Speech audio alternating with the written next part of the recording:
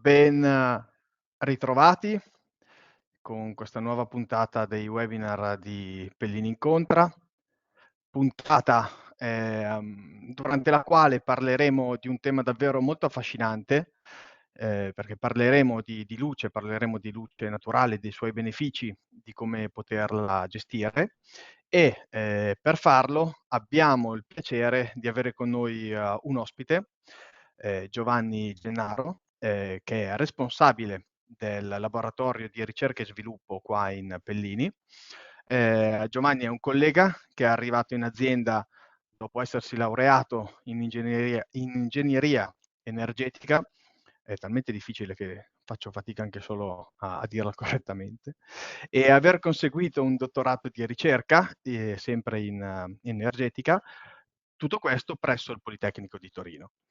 E oltretutto dopo un'esperienza importante presso l'Eurac di Bolzano. Quindi direi davvero la persona giusta per raccontarci, diciamo, i misteri, tutto quello che c'è di affascinante rispetto a un elemento così importante quanto la luce e la radiazione solare. Detto questo, io mi taccio e lascio la parola a Giovanni.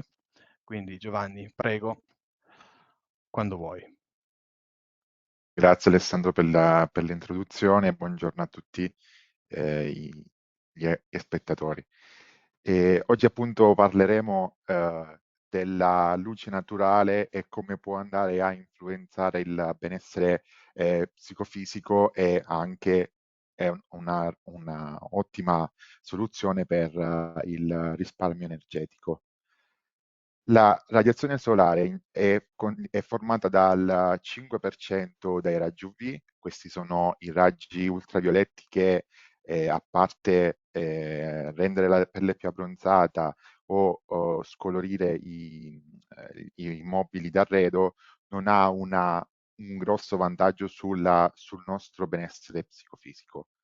Invece la quota parte dei raggi della radiazione solare del 45% dei raggi visibili è quella che appunto ci permette di andare a distinguere i colori ed è l'unica porzione di luce che possiamo riuscire a identificare tramite appunto i vari colori. E poi infine abbiamo i raggi infrarossi che non comportano non ci rendiamo conto dei raggi infrarossi perché riusciamo a identificarli come, quindi percepirli come luce, bensì li percepiamo solo sotto forma di calore. Se poi andiamo ad analizzare l'intensità solare dell'energia, appunto della radiazione solare, in funzione delle varie lunghezze d'onde, vediamo che il picco dell'intensità è appunto proprio nel range del visibile, proprio perché appunto il nostro occhio si è andato a modificare, quindi a aumentare la propria funzione, soprattutto nelle lunghezze d'onda in cui l'energia è massima. E poi vedete che appunto la fascia dell'infrarosso, quindi la restante coda del 50%, fornisce calore, ma noi non riusciamo a percepirlo come luce. Mentre, come dicevo, l'UV causa soprattutto problemi di tipo discolorimento e problemi alla pelle più che altro. Se parliamo dei benefici della luce naturale, questi sono molteplici dal punto di vista soprattutto del salute e benessere. Infatti va a migliorare l'umore andando a ridurre lo stress, e infatti molti studi in letteratura mostrano che un ambiente molto illuminato e con luci molto ben diffuse, ben distribuite nell'ambiente, favoriscono un ambiente sereno e rilassato. Inoltre va a regolare il ritmo circadiano, come vedremo tra pochissimo.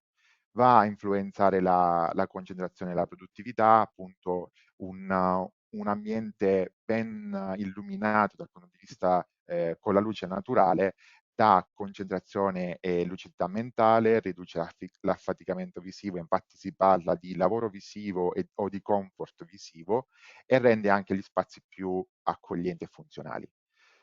Un altro beneficio è quello dell'efficienza energetica, perché se riusciamo a sfruttare nel miglior dei modi la luce naturale, ovviamente andiamo a ridurre l'impiego di luce artificiale, che quindi va a ridurre il fabbisogno di energia per il mantenimento delle attività base dell'edificio, e quindi va a limitare l'impatto ambientale dell'uomo in termini di emissione. E infine, l'ultimo beneficio può essere riscontrato su come vengono percepiti gli ambienti interni. Infatti, una buona distribuzione della luce con una progettazione ad hoc degli spazi riesce a armonizzare l'ambiente, e quindi creare degli scenari visivamente integrati, e riducendo anche i contrasti e quindi le ombre.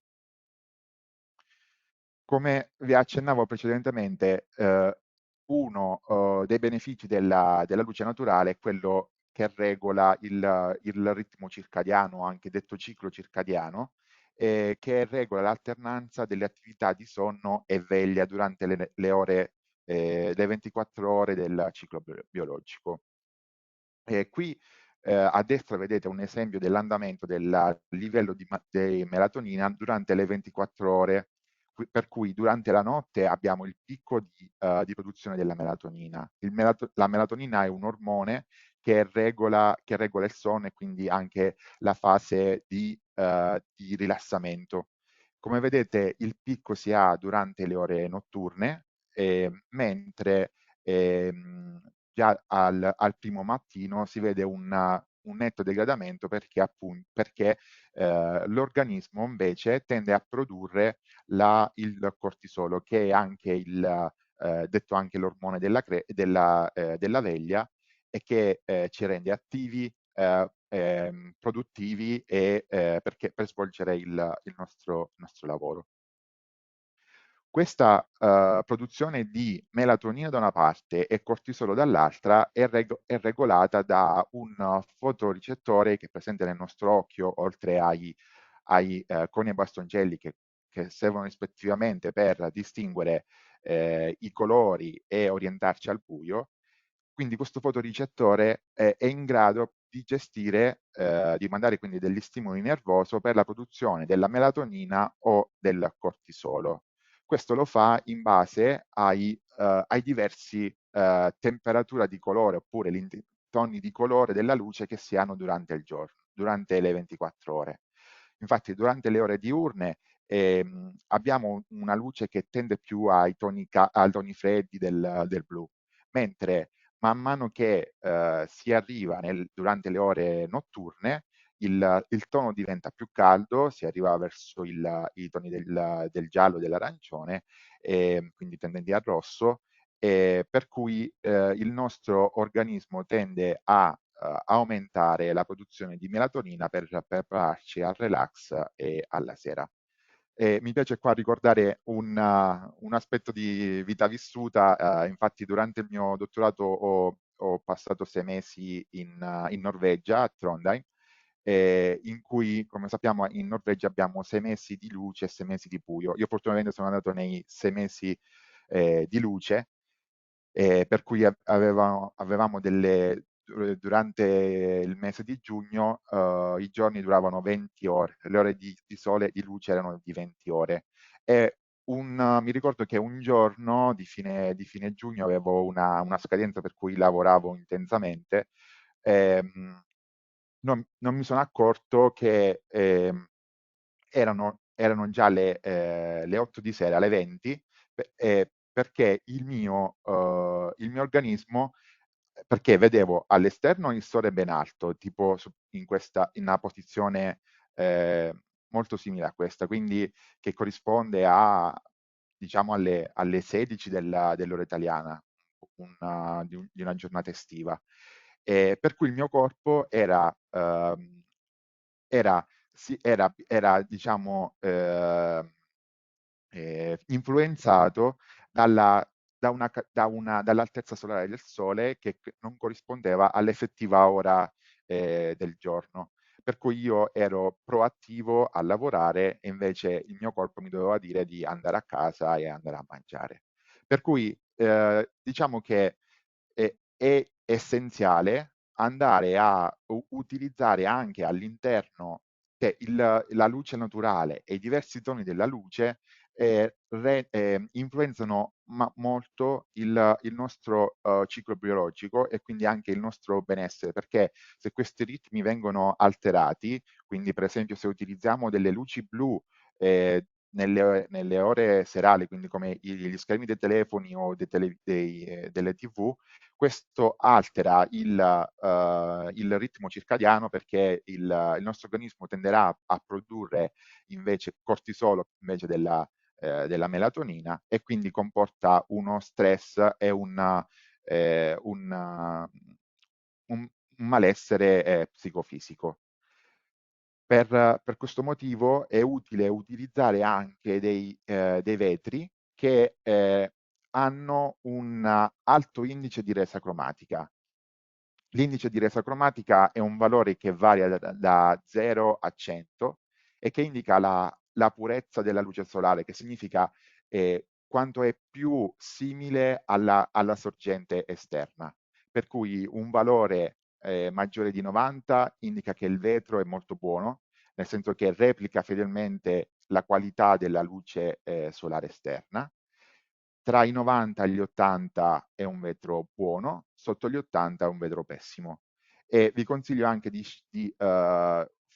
utilizzare questo indice quando andate a scegliere le lenti per gli occhiali sia da vista che da sole, quindi a utilizzare delle lenti che abbiano un indice di resa cromatica maggiore di 90, in modo tale appunto da non alterare il nostro ritmo circadiano. Quindi per massimizzare la produttività e in realtà anche il benessere psicofisico, dobbiamo utilizzare al meglio la luce naturale, in modo da essere ben distribuita e che crei quindi delle aree di comfort visivo e che, in modo tale da incrementare la concentrazione e la produttività. L'occhio lavora bene con dei livelli di illuminamento compresi tra i 300 e i 3000 lux. L'illuminamento è una quantità che misura il livello di luce che colpisce una superficie. Quindi tra i 300 e i 3000 lux il nostro occhio lavora bene. Il valore ottimale da normativa è 500 lux. Questo significa che sotto i 300 siamo in condizioni di buio e necessitiamo di accendere, di far ricorrere alla luce artificiale appunto, per svolgere il lavoro visivo. Mentre sopra i 3000 lux siamo abbagliati e quindi dobbiamo ricorrere a ripari per evitare appunto il forte discomfort visivo. Quindi è da evitare per evitare il discomfort visivo, dobbiamo andare a evitare abbagliamento diretto, buio e anche i riflessi dei vari schermi che affaticano la vista e distraggono. Qui abbiamo un confronto tra due condizioni diverse. A sinistra vediamo una scrivania con una elevata illuminamento sul piano di lavoro. Infatti avevamo misurato circa 5.000 lux su quel piano di lavoro e questo vedete che crea anche forte contrasto tra l'ambiente circostante. Questo e quindi affatica l'occhio e il lavoro visivo. Mentre a destra abbiamo una situazione di comfort visivo in quanto la luce è ben distribuita in tutto l'ambiente. Sul piano di lavoro sono stati misurati 600 lux e vedete che appunto si crea un ambiente più omogeneo e più rilassato e quindi più produttivo. Questo la differenza tra sinistra e destra, come vedete, è l'utilizzo di delle veneziane integrate dentro il vetro, che permette appunto una maggiore ridistribuzione delle luci negli ambienti e quindi evitare l'abbagliamento diretto degli occupanti. Quindi la luce naturale è importante, ma bisogna studiare al meglio la sua distribuzione negli ambienti. Come vedete qua a destra abbiamo fatto internamente un render di una situazione di appunto, un salotto che dà su un giardino con un alzante scorrevole. E qui abbiamo una situazione di discomfort in quanto si creano delle aree fortemente illuminate nei pressi della facciata, quindi abbiamo un pavimento molto illuminato che e quindi crea un forte contrasto rispetto agli ambienti nei locali del divano, in cui invece dovremmo lì massimizzare la quantità di illuminamento. Questo perché il nostro occhio va a bilanciare il bianco, cioè vuol dire che va a massimizzare, va a focalizzare la zona con la più alta concentrazione di illuminamento e va a regolare, a bilanciare tutte le altre zone. Per cui vedremmo le zone fortemente illuminate, quindi la zona vicino alle finestre fortemente illuminate, mentre le zone vicine ai divani poco illuminati, anche se l'illuminamento è anche elevato.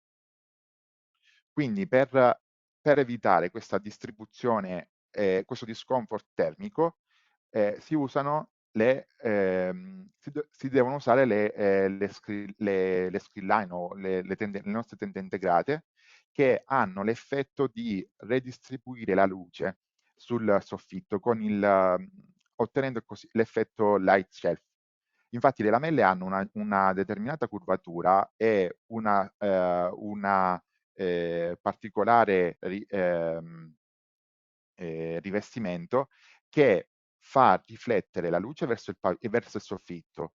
In questo modo non abbiamo le aree di contrasto sul pavimento, perché la luce è stata riflessa sul soffitto, che quindi crea un cosiddetto lampadario di luce naturale, crea appunto quell'ambiente in cui la luce è distribuita omogeneamente in tutto l'ambiente, quindi creando un ambiente molto più, molto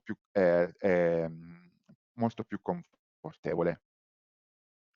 E ci tengo a precisare che questa è una foto reale, non un render, quindi questa è una situazione reale di un nostro caso studio, di un nostro cliente in Inghilterra. Infine un altro caso studio è quello dell'Università di Bocconi, in cui i progettisti hanno deciso di utilizzare in alcune aule solo vetri selettivi, mentre in altre aule un vetro selettivo con le screen line. Come vedete, nel caso del solo vetro selettivo si formano quelle isole di luce che appunto creano forti contrasti con invece sulle scrivanie, quindi le scrivanie risultano eh, fortemente al buio, anche se lì avevamo misurato più di 2500 lux. Questo appunto perché l'occhio va a bilanciare la sua intensità rispetto alla zona più illuminata, per cui si crea forte discomfort e non è un ambiente adatto per appunto una classe universitaria. Invece nel caso delle screen line vediamo che appunto tramite l'effetto light shelf la luce viene distribuita in modo più omogeneo in tutta l'aula universitaria, per cui non si creano quelle forti aree di contrasto a livello del pavimento e le scrivanie degli studenti sono più illuminati. Qui eravamo arrivati a misurare i 650 lux, che è un buon valore, quindi abbiamo il comfort visivo è garantito e come vedete invece sotto nella foto con una termocamera, questo effetto della redistribuzione della luce evita la creazione di isole di calore. Le cosiddette isole di calore, che sono delle aree in cui si ha un calore maggiore rispetto a tutto l'ambiente circostante, che crea quindi delle aree di discomfort termico oltre che visivo. Infatti, come vedete, la temperatura del pavimento misurata è media 30 gradi, che è ben più alta del set point tipicamente di aule universitarie estive, che è di 26 gradi. Infatti c'è il famoso binomio luce-calore, infatti so che già sarà prevista una puntata ad hoc sul fattore solare, quindi poi vedremo in modo più approfondito il tema nelle prossime puntate. Infine, una luce diffusa e distribuita quindi riduce i contrasti tra luce ed ombre, rende inafferrabile il confine tra luce e ombra, nel senso che appunto non si creano delle forti aree di contrasto, e quindi il nostro occhio percepisce delle zone localizzate ad alta intensità luminosa, rende tutti gli ambienti più armoniosi e con forme e linee più mobili, così come ricercato dai nostri progettisti. Io ho terminato e non so se avete domande da farmi.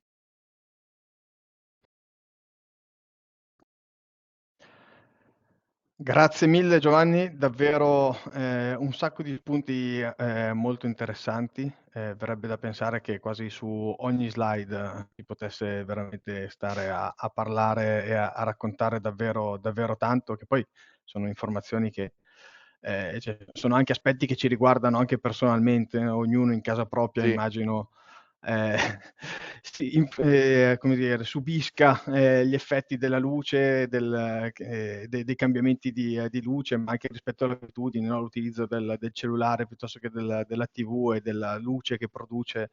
Davvero incredibile pensare come anche piccoli gesti possono influire tanto sui cambiamenti che avvengono a livello dell'organismo. Quindi grazie mille davvero tanto, perché siamo convinti che siano state dette cose davvero molto, molto interessanti e utili anche da sfruttare poi nel pratico, nei progetti. Ti confermo che sono arrivate un paio di domande. Ehm, bene. allora, la prima. Allora, ci viene chiesto dove trovo il valore della resa cromatica? Ah, ok. Ehm, sì, allora, l'indice di resa cromatica è appunto è un parametro che è un parametro effettivo per ogni singolo vetro, e si trova facilmente nelle schede tecniche dei vetri. Molti produttori, come per esempio AGC o Saint-Gobain, o anche il nostro stesso Glass Advisor, riesce a fornire, data una configurazione di vetro, una,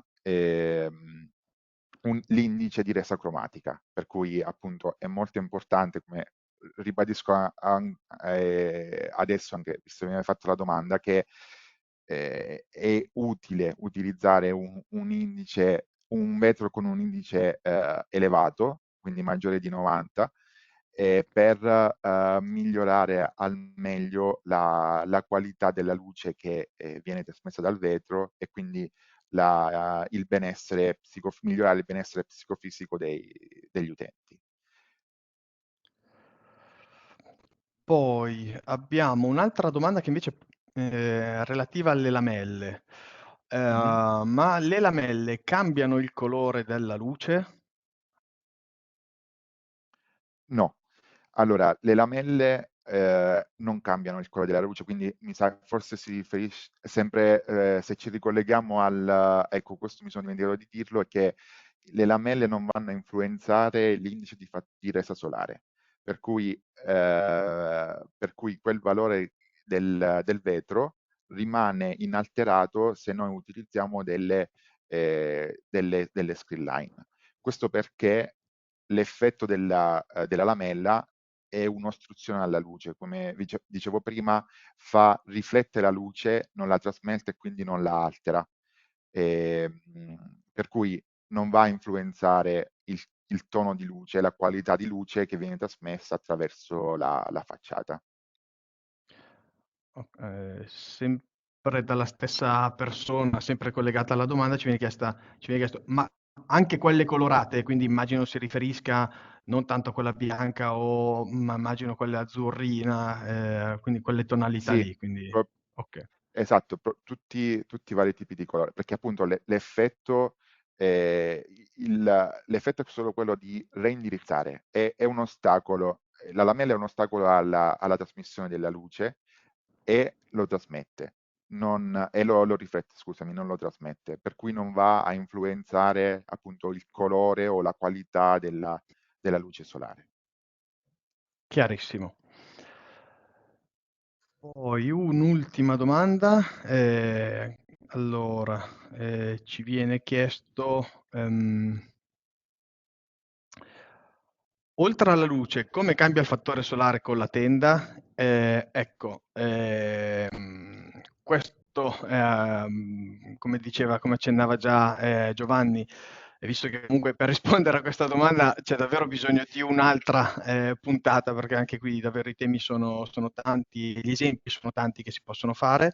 Appunto, come diceva già Giovanni, è previsto più avanti una puntata dedicata solo al tema del fattore solare, quindi rimanete, vi condivideremo non appena possibile la data con il tema, ma è già nel nostro calendario, quindi riceverete sicuramente una comunicazione non appena definiremo il tutto. Non vedo altre domande, quindi direi che siamo giunti alla conclusione anche di questa puntata. Grazie a tutte le persone che ci hanno seguito, grazie a Giovanni per il tuo contributo e Grazie a te, non ci resta che darvi appuntamento alla prossima puntata e augurarvi una buona giornata. Grazie a tutti. buona giornata, ciao.